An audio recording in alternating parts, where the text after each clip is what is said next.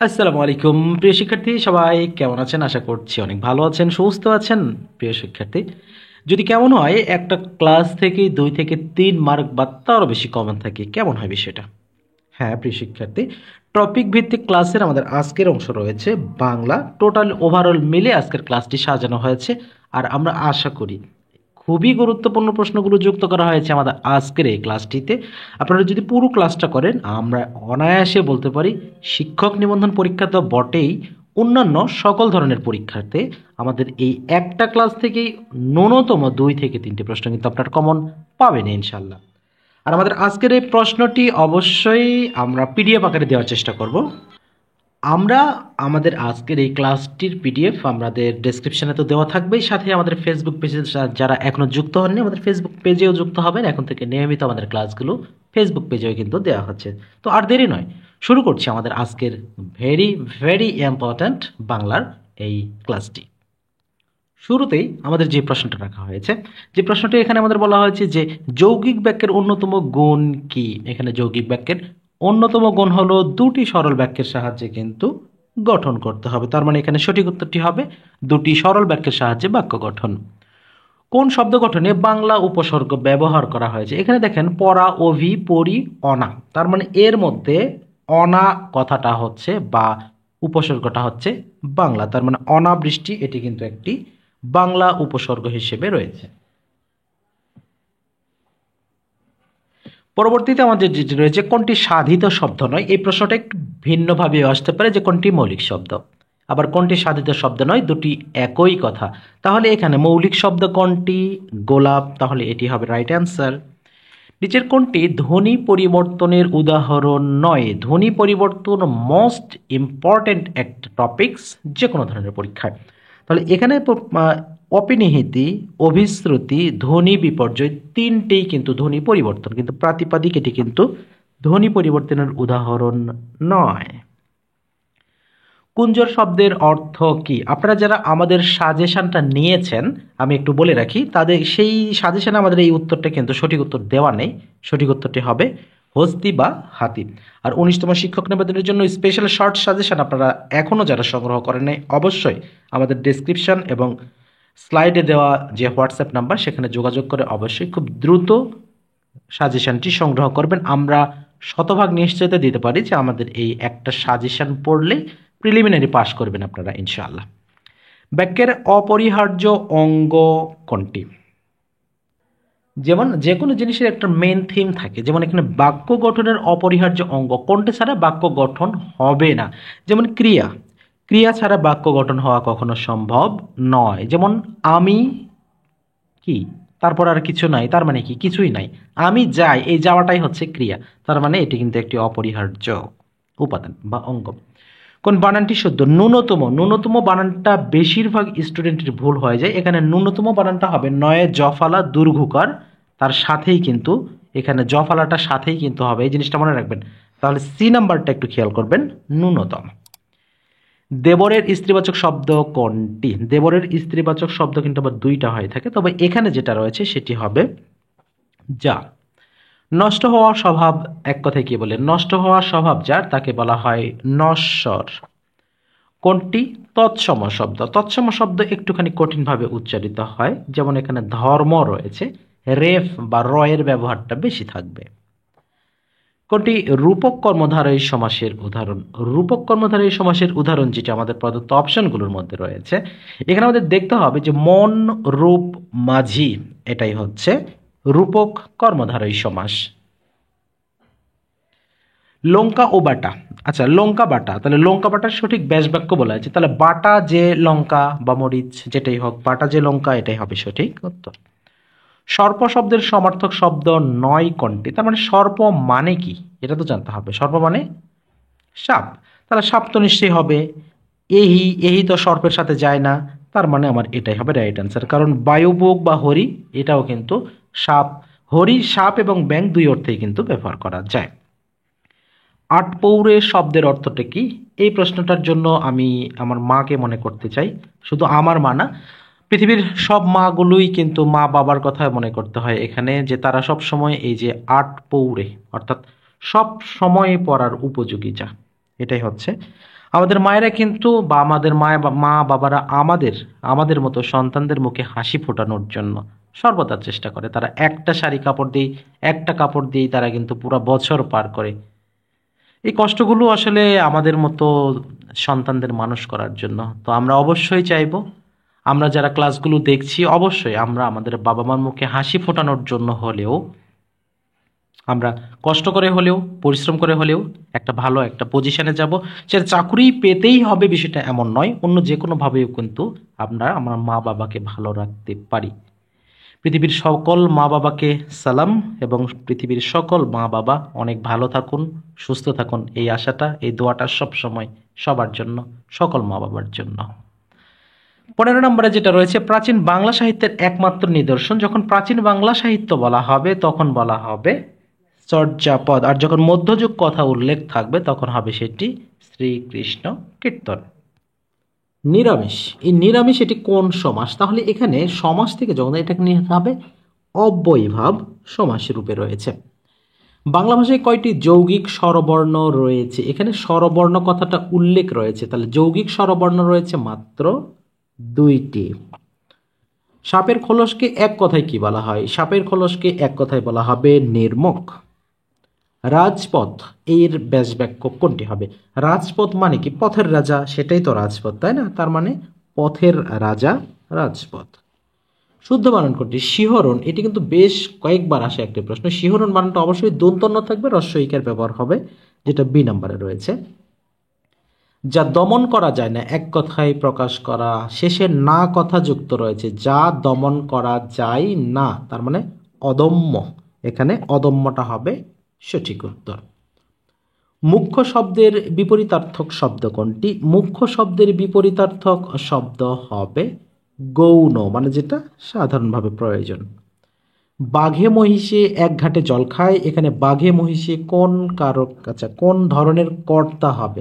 তাহলে এখানে বাঘে মহিষে, তাহলে কে খাচ্ছে? বাঘ এবং মহিষ খাচ্ছে, তার মানে এটা হবে ব্যতিহার কর্তা। আলয় আধার কাটে, এই বাক্যে উদ্ধৃত শব্দটি কোন কারকে কোন বিভক্তি? মানে আলয়, তার মানে কিসের দ্বারা আধার কাটে? আলোর দ্বারা কাটে, তার মানে এটা একটা উপাদান বোঝাচ্ছে, আর উপাদান বোঝালেই সেটি হবে করণ কারক, আর একটাই করণ কারকের অপশন থাকার কারণে এটি হবে সঠিক উত্তর। এখন কথা হলো সপ্তমী বিভক্তি কেন হলো? কারণ আলোর সাথে অন্তস্থ অ, অর্থাৎ অযুক্ত রয়েছে বিভক্তি, এই জন্য। কুল কাঠের আগুনের প্রকৃত অর্থ কি? কুল কাঠের আগুন এর প্রকৃত অর্থ হচ্ছে তীব্র জ্বালা। ধোপ দুরস্ত বাগধারাটির অর্থ, ধোপ দুরস্ত বাগধারাটির অর্থ পরিপাটি। বাংলাদেশের আঞ্চলিক ভাষার অভিধান, এখানে অধান হয়ে গেছে, অভিধান এর সম্পাদক কে ছিলেন? এখানে তিনি সম্পাদক ছিলেন ডক্টর মোহাম্মদ শহীদুল্লাহ।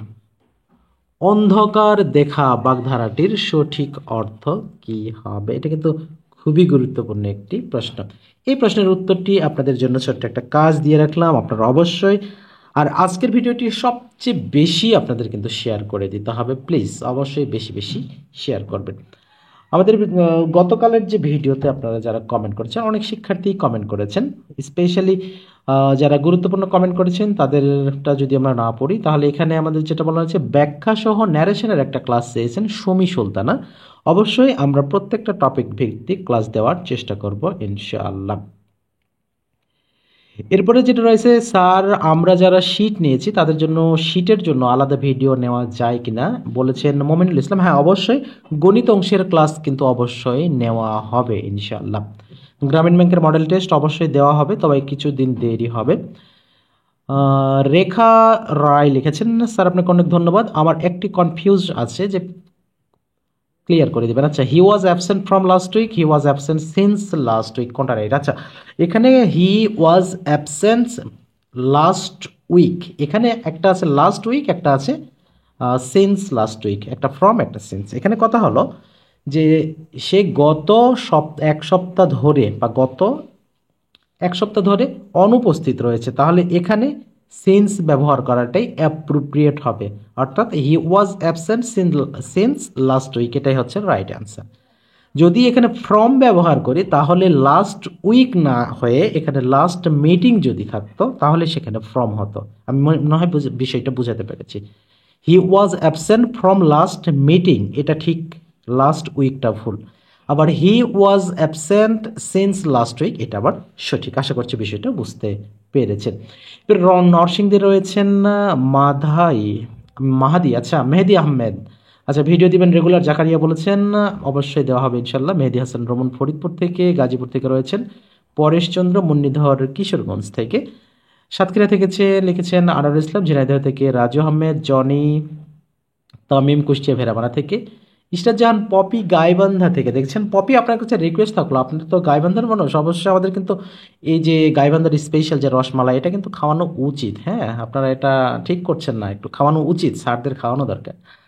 আচ্ছা, এরপরে পাবনা থেকে রেখেছে শান্তি খাতুন। পাবনা খাতুন, আপনি কিন্তু আবার সন্দেশ পাঠাতে পারেন, আপনাদের ডেইরি প্রোডাক্টগুলো খুব ভালো।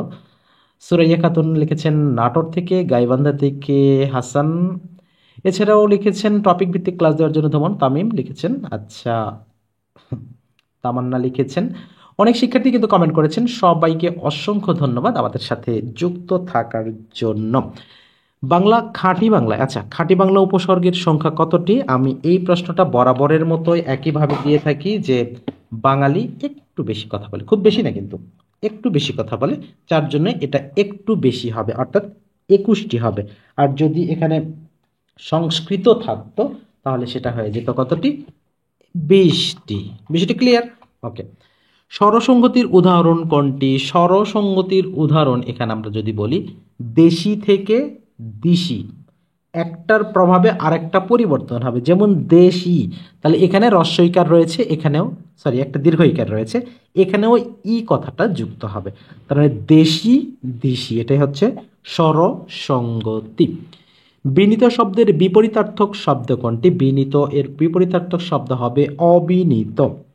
যে মানুষটি দাঁড়িয়ে আছেন তাকে একটা চেয়ার দাও, তাহলে যে মানুষটি দাঁড়িয়ে আছেন তাকে একটি চেয়ার দাও, তাহলে এটি কোন ধরনের বাক্য হবে? এটি সেই জটিল বাক্য। খদ্দর শব্দটি বাংলা ভাষায় এসেছে কোন ভাষা থেকে? আচ্ছা, এটা গুজরাটি থেকে এসেছে খদ্দর শব্দটি। নিচের কোনটি আবিধানিক অর্থ প্রযোজ্য? মোটা শরীর, মোটা কাপড়, মোটা বুদ্ধি। আবিধানিক অর্থ এবং আক্ষরিক অর্থ এরকম কথা আছে।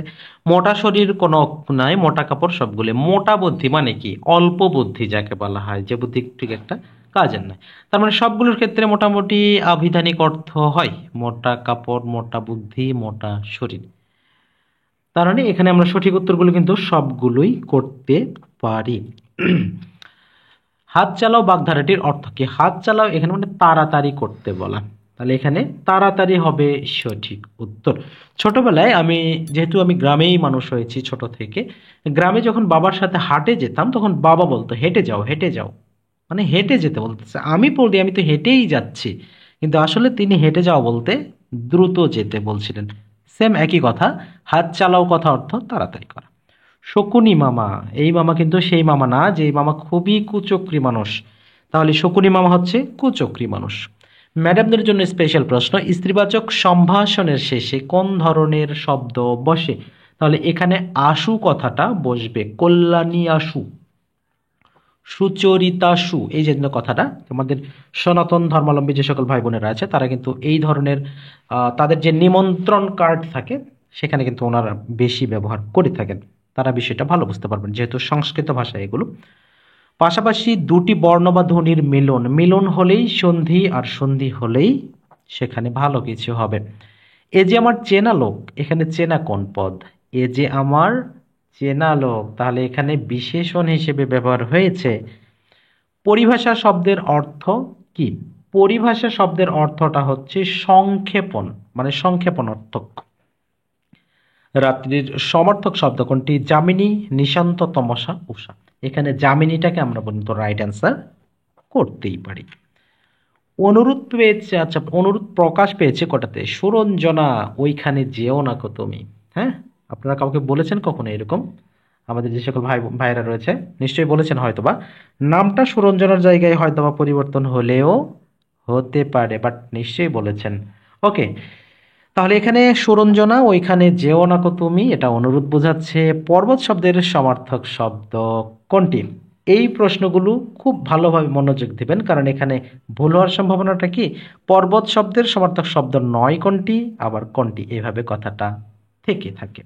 তাহলে এখানে আমাদের প্রথমেই যেটি রয়েছে ক্ষিতিধর, আর এটাই হচ্ছে সঠিক উত্তর। অর্বাচীনের বিপরীত শব্দ হবে, অর্বাচীন শব্দের বিপরীতার্থক শব্দ হবে প্রাচীন। নিচের কোনটি তারণজাত শব্দ? তারণজাত হতে গেলে অবশ্যই কিন্তু ওই যে আমরা একটু গাঢ় কথাটা উল্লেখ করি, গাঢ় গাঢ় কথাটা একটু ভিন্নভাবে উচ্চারিত হয় কিন্তু। তাহলে এখানে এটাই হচ্ছে তারণজাত, যেমন ডয় শূন্য র আর ঢয়ে শূন্য র, এই দুটাই কিন্তু তারণজাত বলে বিবেচিত হয়। তাহলে এখানে ডয় শূন্য র। মহকুমা, তাহলে মহকুমা কোন ভাষা থেকে এসেছে? এই মহকুমা শব্দটি গোল দাগ দিয়ে নিতে পারেন। তাহলে মহকুমা শব্দটি কোন ভাষা থেকে এসেছে? এটা আসছে আরবি ভাষা থেকে। শুদ্ধ বানান লেখা হয়েছে কোনটি? ত্রিভুজ, এখানে শুদ্ধ বানান হিসেবে লেখা হয়েছে। পরবর্তীতে হচ্ছে নামাজ রোজা কোন ভাষার শব্দ? নামাজ রোজা নিঃসন্দেহে ফার্সি ভাষার শব্দ। তাহলে আরবি কি? প্রশ্ন আসতে পারে। নামাজ রোজা আমরা করি, এগুলো তো আল্লাহর জিনিস, সেগুলো তো আরবি থাকার কথা, ফার্সি কেন? হ্যাঁ, এগুলো ফার্সি। আর আরবি হচ্ছে, নামাজের আরবিটা হবে সালাত, আর রোজা হবে সিয়াম বা সাওম। প্রসারণের বিপরীতার্থক শব্দ কোনটি? প্রসারণ মানে বৃদ্ধি পাওয়া, আর এর বিপরীতটা হবে সংকুচিত হওয়া, অর্থাৎ আকুঞ্চনটা হবে আমাদের রাইট অ্যান্সার। ওখানে যাস না কোন অর্থে অনুজ্ঞার ব্যবহার করা হয়েছে? এই যে কিছুক্ষণ আগে আমরা যেটা বললাম, সুরঞ্জনা, ওখানে যেও না কো তুমি, এখানে কথাটা কিভাবে ব্যবহার হয়েছে? একটুখানি ফর্মালিটি, একটুখানি সম্মান দিয়ে শ্রদ্ধা ভক্তি করে, বাট ওখানে যাস না, এখানে কি সেই শ্রদ্ধা ভক্তিটা আছে? নিশ্চয়ই সেটা নাই। আর যখন আদেশ উপদেশ, এই দুটোর মধ্যে পার্থক্যটা বুঝতে হবে। এই চুপ, কোনো কথা বলবা না, এটা একটা আদেশ, হ্যাঁ, এই কথাটা। আর প্লিজ আপনারা কথা বলবেন না, এটা অনুরোধ। আশা করছি বিষয়টা বোঝাতে পেরেছি।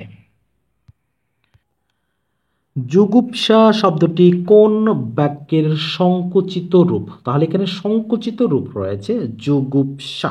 তাহলে এখানে আমরা সঠিক উত্তর করব গোপন করার ইচ্ছা জুগুপ্সা। ও হ্যাঁ, গোপন করার ইচ্ছা থেকে একটা কথা মনে পড়লো। গোপনে গোপনে কেউ একজন আমার জানতে চেয়েছিলেন যে স্যার, কোনো মাধ্যমে আমি জানতে পেরেছি আপনি ভালো সঙ্গীত পারেন।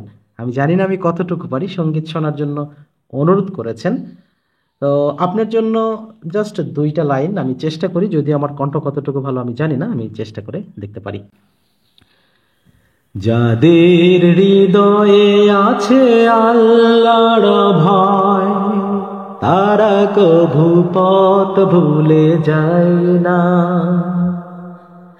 আল্লাহর প্রেম ছাড়া এই দুনিয়ায় কারো কাছে কোনো কিছু চাই না। রাতের আধারে যারা সেজদাতে রয়, দু চোখের শ্রুতে নদী যেন বয়। চলনার হাত ছানি যতই আসুক, পিছনে ফিরেও সে তাকায় না। যাদের হৃদয়ে আছে আল্লাহর ভয়, তারা কভু পথ ভুলে যায় না। ওকে, ধন্যবাদ। আলহামদুলিল্লাহ, একটু চেষ্টা করেছি, তো আমি প্রফেশনালস বা কখনো করি নাই। ওকে, গোপন জিনিসটা, গোপন নামটাও বললাম না। ওকে, পরবর্তী যে প্রশ্নটি রয়েছে, গিন্নি কোন শ্রেণীর শব্দ? গিন্নি হচ্ছে আমাদের অর্ধ তৎসম শব্দ। এটা বলতে হবে তৎসম শব্দ কি। গৃহিণী তৎসম, গিন্নি অর্ধ তৎসম। নিচের কোন শব্দটি স্বভাবতই মূর্ধন্য স ব্যবহার করা হয়েছে? স্বভাবতই মূর্ধন্য স ব্যবহার কখন করা হয়? যেখানে মূর্ধন্য স এর সঠিক ব্যবহারটা করা হয়। তাহলে এখানে সঠিক উত্তরটা হবে আমাদের ভাষা। ভাষাটা থেকে মূর্ধন্য স ছাড়া হবেই না। মৌমাছি, মৌ সংগ্রহ করে যে মাছি, তাহলে এখানে কর্মধারয় সমাস। প্রদীপ নিভে গেল, এটা কোন কালে? নিভে গেল, তার মানে এখানে সঠিক উত্তরটি হবে সাধারণ অতীত। সন্ধির উদ্দেশ্য কি? কিছুক্ষণ আগেও বলেছি, সন্ধি মানে মিলন, মিলন মানেই ভালো কিছু হয়। আর সন্ধির উদ্দেশ্য হচ্ছে ধ্বনিগত নাকি শব্দগত মাধুর্য সৃষ্টি করা, এটা যেন কখনো ভুল না হয়। এখন কথা হচ্ছে ধ্বনিগত মাধুর্য সৃষ্টি করাটাই হবে সন্ধির প্রধান উদ্দেশ্য। তাহলে এখানে ধ্বনিগত মাধুর্যটা রাইট অ্যান্সার হবে। বাংলা মুদ্রাক্ষরের জনক বলা হয় কাকে? বাংলা মুদ্রাক্ষরের জনক বলা হয় চার্লস উইলকিন্সকে। কোনটি ক্ষুধার্ত শব্দের সঠিক সন্ধি বিচ্ছেদ?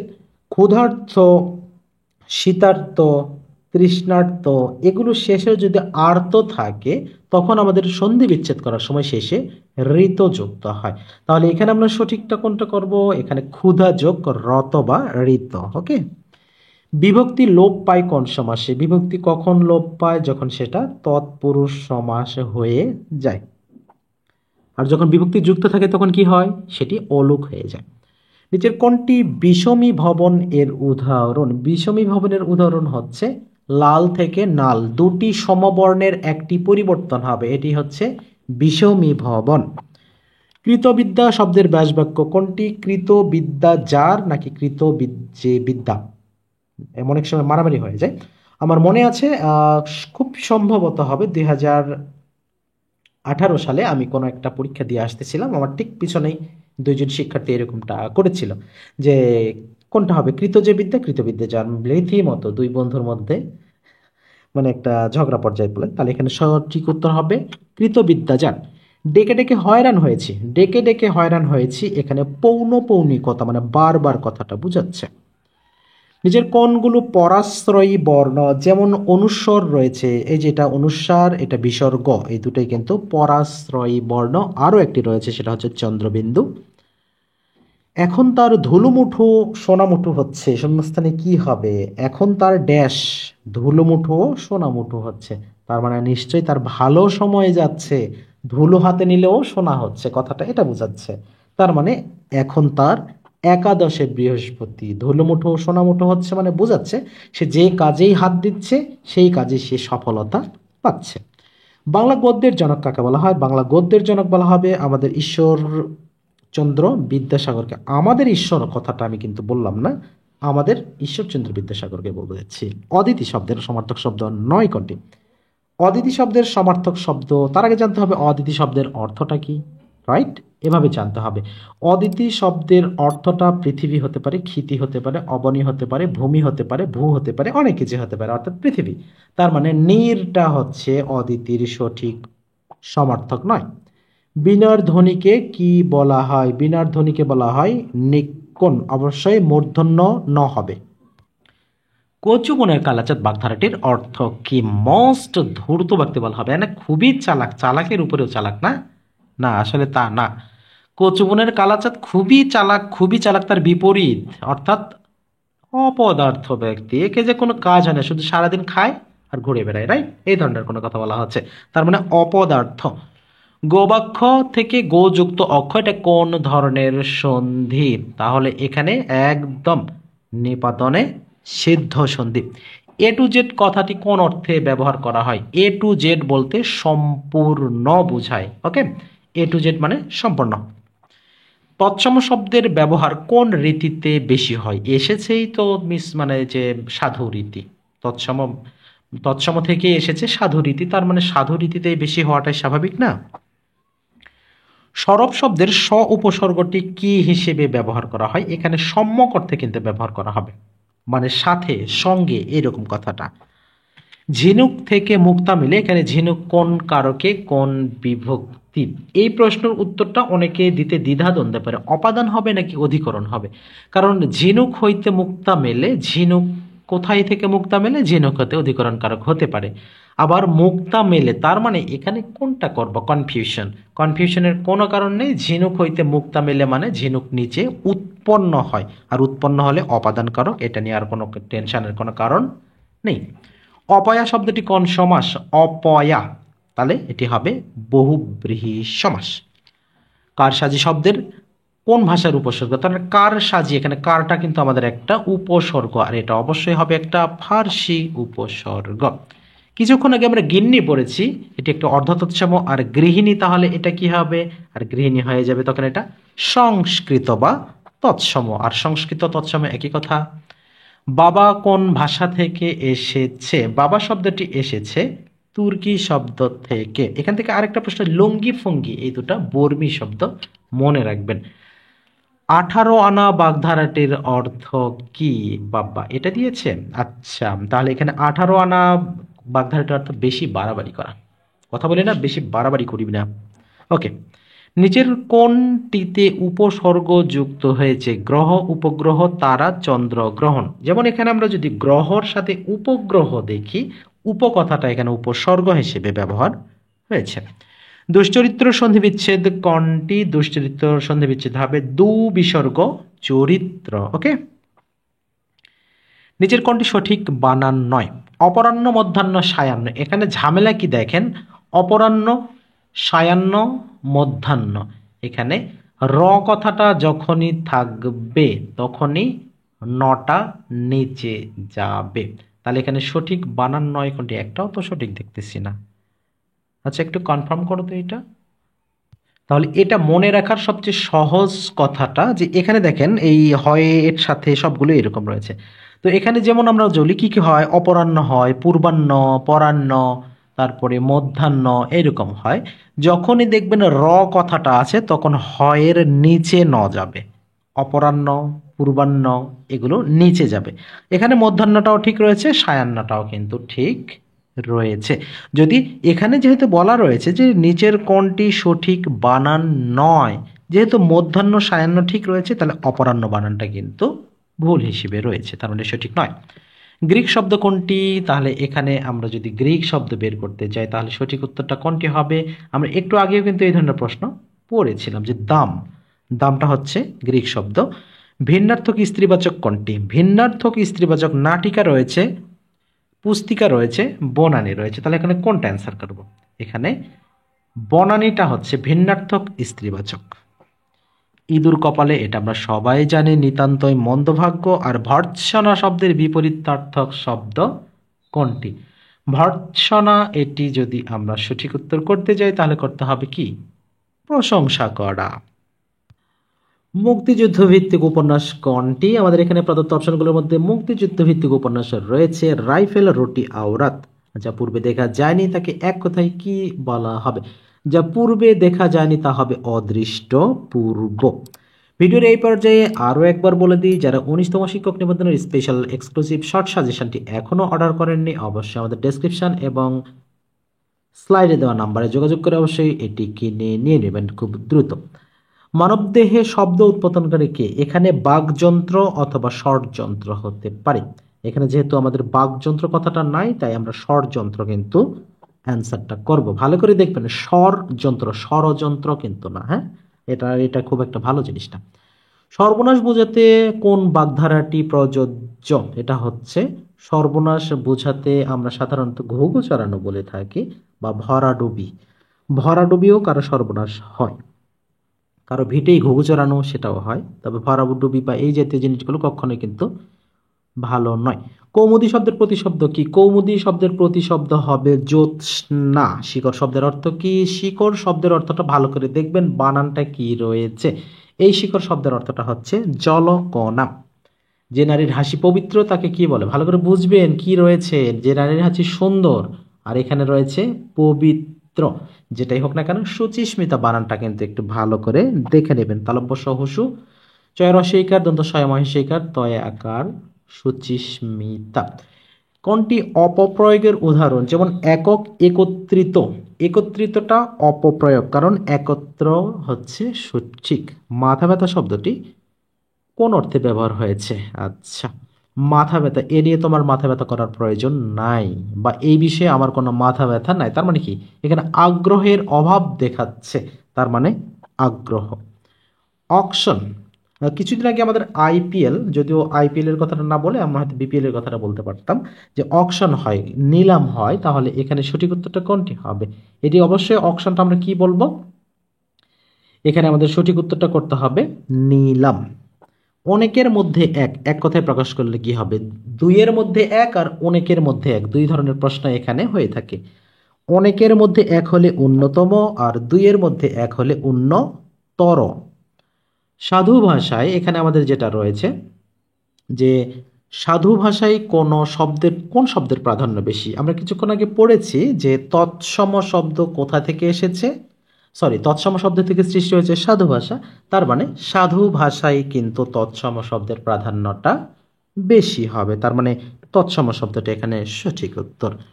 নিচের কোন বানানটি শুদ্ধ? এখানে অনসূয়া, নিরক্ষণ, সচ্ছল এবং সম্পূর্ণ রয়েছে আমাদের কয়েকটা, তাহলে এখানে আমরা সঠিক উত্তর করব কোনটা? এখানে অনসূয়া বানানটা আমাদের ভুল রয়েছে।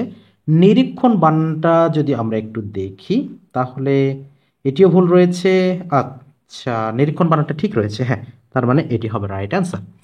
নিচের কোনটি মহাপ্রাণ ধ্বনি?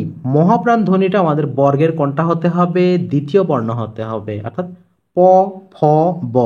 তার মানে ফ, ফ যখন আমরা উচ্চারণ করব আমাদের মুখ থেকে কিন্তু অনেক বেশি পরিমাণ যে বাতাস এটা কিন্তু বের হয়, সুতরাং এটাই হবে মহাপ্রাণ ধ্বনি।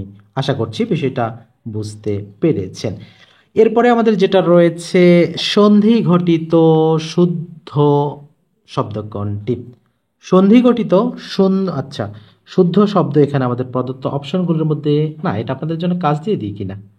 আচ্ছা, ওকে, ঠিক আছে, তাহলে এখানে সঠিক উত্তর হিসেবে আমরা করব অতিযোগ, অধিক, অত্যধিক, এটি হবে সঠিক উত্তর। প্রিয় শিক্ষার্থী, আপনারা যে যেখান থেকে যুক্ত আছেন না আজকে আমাদের এই ক্লাসে যুক্ত ছিলেন, সবাইকে অন্তঃস্থল থেকে অনেক শুভেচ্ছা এবং ধন্যবাদ জানিয়ে আজকের ক্লাসটি এখানে শেষ করছি। আশা করছি আপনারা এই ক্লাসটি অনেক বেশি শেয়ার করবেন। সবাইকে আবারও অনেক অনেক ধন্যবাদ জানিয়ে আমাদের আজকের ক্লাসটি শেষ করছি। আল্লাহ হাফেজ।